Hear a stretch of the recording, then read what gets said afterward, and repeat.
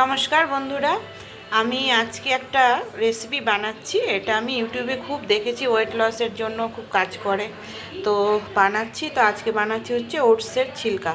তো এখানে আমি ওটস নিয়ে নিয়েছি পরিমাণ মতন, এই ধরুন হাফ বাটির মতন ওটস নিয়েছি। এখানে একটা গোটা পেঁয়াজ এইভাবে কুচি করে নিয়েছি, টমেটো কুচি করেছি। এখানে একটু গাজর আর বিট একটুখানি আমি গ্রেট করে নিয়েছি। আর এখানে নিয়েছি এক বাটি বেসন। তার কি নিচ্ছি, কিভাবে বানাচ্ছি সব দেখাচ্ছি আপনাদের।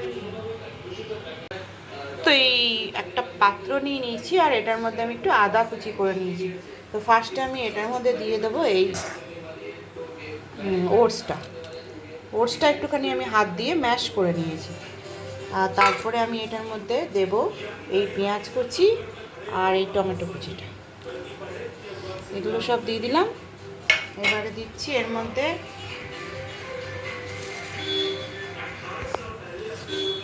এই গ্রেট করা গাজর বিট, এই সমস্ত গাজর বিট সব দিয়ে দিলাম যা আছে।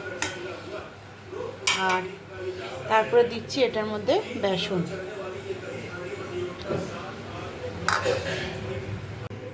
তো এখানে আমি সব নিয়ে নিয়েছি। এবার আমি এর মধ্যে নেব একটু পরিমাণ মতন সুজি। ঠিক আছে, একটু সুজি নেব পরিমাণ মতন, এই 2 চামচের মতন একটু সুজি নেব, বেশি নেব না। আচ্ছা, তারপরে আমি এটার মধ্যে নিচ্ছি পরিমাণ মতন হলুদ দিয়ে দেবো। এটার মধ্যে দেব গোলমরিচটা একটু বেশি করে দিচ্ছি, ভালো লাগবে খেতে।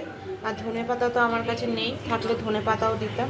আর দিচ্ছি আমি পরিমাণ মতন নুন। এবারে আমি এটা একটু জল দিয়ে ভালো করে মাখবো।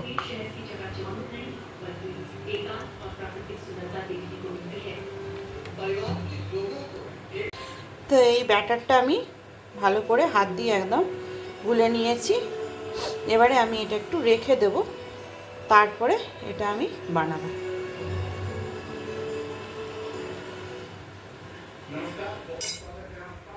তো এখানে আমি প্রথমে 2-3টে করেছি, তো এবারে আমি আপনাদেরকে এটা করে দেখাচ্ছি। প্রথমে এইভাবে একটু নিয়ে নেব, 2 হাতার মতো নিয়ে নেব।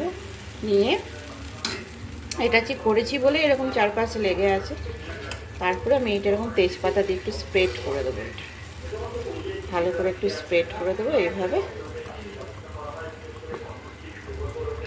এভাবে একটু স্প্রেড করে দেবো।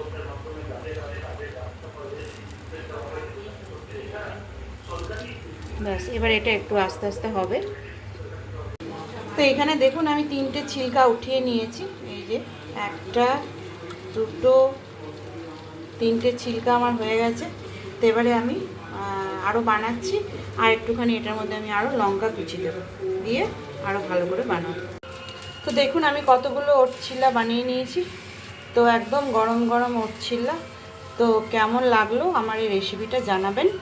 আর ভালো লাগলে লাইক করবেন, শেয়ার করবেন, সাবস্ক্রাইব করবেন।